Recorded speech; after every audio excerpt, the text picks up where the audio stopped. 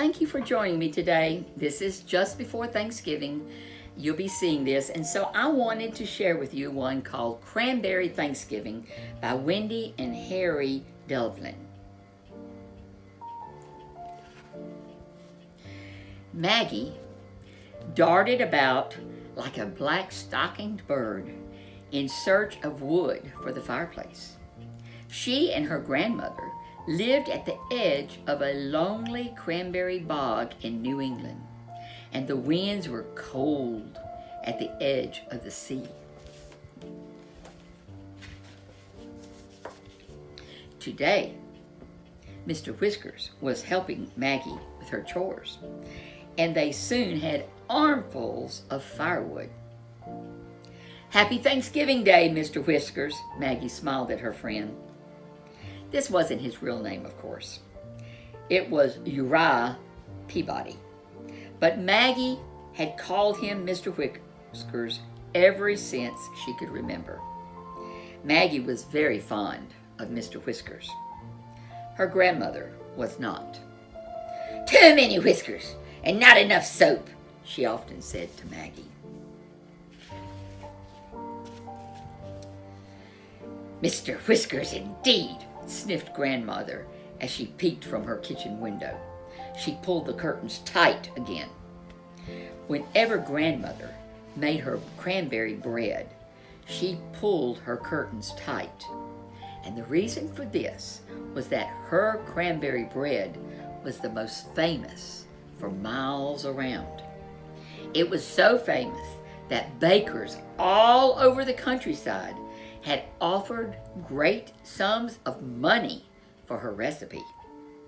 And although grandmother scoffed at the whole idea, still she felt it was something wonderful to leave to Maggie. She carefully hid the recipe behind a brick in the fireplace. "Oh, a lot of people would like to get the recipe," she fumed to herself, "especially Maggie's clam-digging friend, Mr. Whiskers. Strange how he always showed up when she took down the great yellow bowl and all the good things that went into it." "Scat! Shoo!" she would call out the window every time he came too close to the house. But forget all that today. It was Thanksgiving, her favorite day of the year. The cranberries had been picked, boxed, and sent to the market. The dried corn had been soaked and the corn pudding made. The turkey was roasting in the old iron oven. Turnips, tiny green peas, and a pumpkin pie were ready.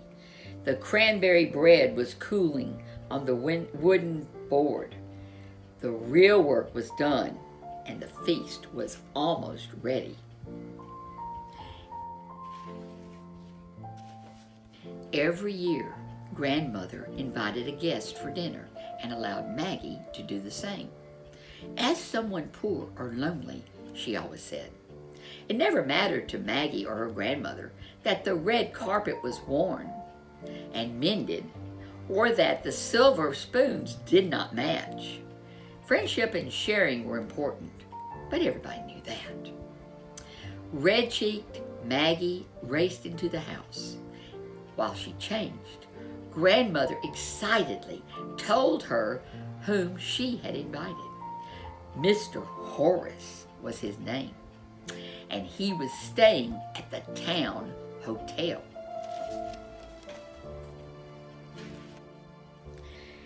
"He actually bows, and he has a gold cane and smells of lavender," said grandmother happily, "and he's all alone." Maggie looked a little uncertain. My guest doesn't smell of lavender," she began, "and he hasn't had a Thanksgiving dinner in 20 years. I invited Mr. Whiskers." "Mr. Whiskers!" Grandmother didn't appear to believe she had heard right. "You mean here, in this house?" But now there was a sound at the door and a loud clanging of the knocker. "Quick, grandmother, take off your apron." Grandmother opened the door, and there they were, both guests, Mr. Horace, pink-cheeked and starched, and Mr. Whiskers in his old captain's hat. As they came in, trailing, Behind was the smell of lavender in an aura of clams and seaweed. Mr. Whiskers held up his hands to Grandmother. "Clean," he said. "Oh, and where's your tie?" Grandmother asked. He lifted his long whiskers. "Right here, where it's always been," he growled. Maggie thought she saw a smile behind the whiskers. "Huh," said Grandmother, and taking Mr. Horace's arm, she led them into the dining room.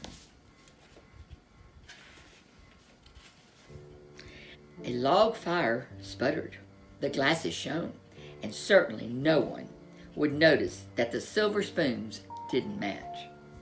"Let's sing 'We Gather Together,'" said Maggie, trying to warm things up. They all joined in the old hymn, and midway began to sing out with cheer and gusto. Grandmother began to trill like a bird until Mr. Whiskers fixed her with a quizzical gaze and shook his ears.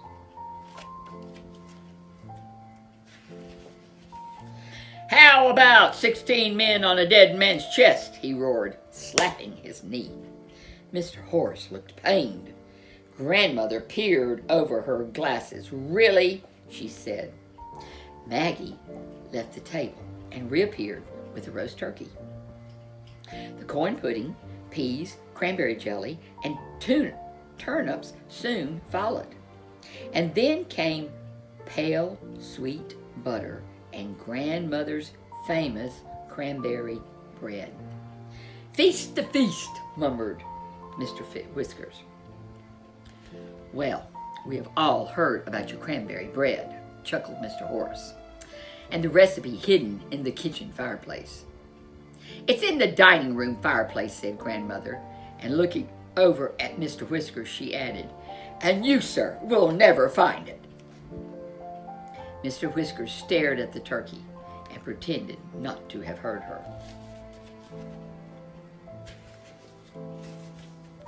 Maggie began to get nervous, but she made sure everyone was served some of each dish, and they began to eat.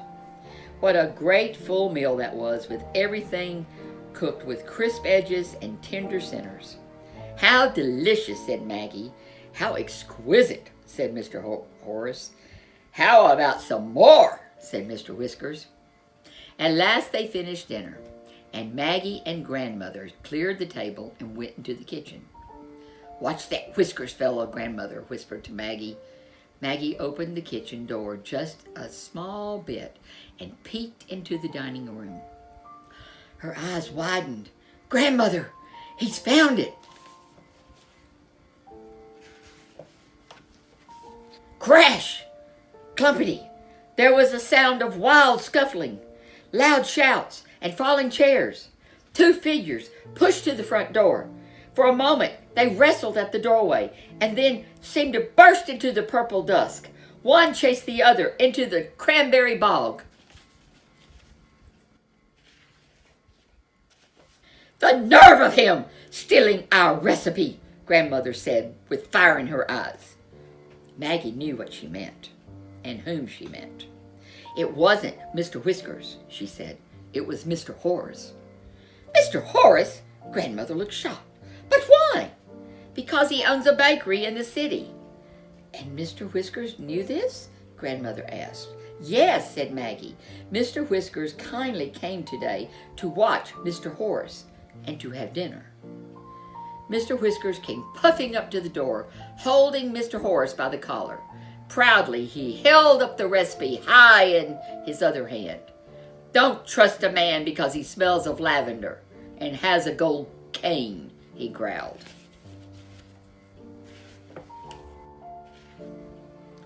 Grandmother stood up very straight and looked hard at Mr. Horace. "You, sir," she said, "are a disgrace." "He's worse than that," said Mr. Whiskers. "He's a recipe robber," said Maggie.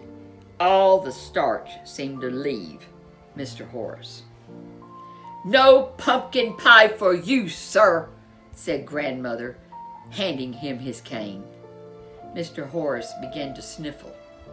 They left Mr. Horace on the doorstep. Grandmother closed the door firmly, and this time she took Mr. Whisker's arm into the dining room. Maggie thought she could see Mr. Whisker's smile. They sat by the warm embers of the fire and ate pumpkin pie with a whipped cream topping. "How delicious," said Maggie. "How delightful," said Grandmother. "How about another piece?" asked Mr. Whiskers. The wind blew and rattled the shutters, and outside the door came a loud wail from Mr. Horace. "Goodness, is he still there?" asked Maggie. "Shall we let him in? I mean, it is Thanksgiving," said Grandmother. "It's especially Thanksgiving on a cranberry farm," Maggie replied encouragingly. They looked at Mr. Whiskers. It took great effort on Mr. Whiskers' part, but with true character, he stood up and said, "Maggie, open the door, and we shall give him the last piece." "How about 16 men on a dead man's chest?" Grandmother asked him, while Maggie went to the door, and even his whiskers couldn't hide that smile. And if you care for it, we have a copy of Grandmother's famous cranberry bread at the end of this story. So thank you for joining.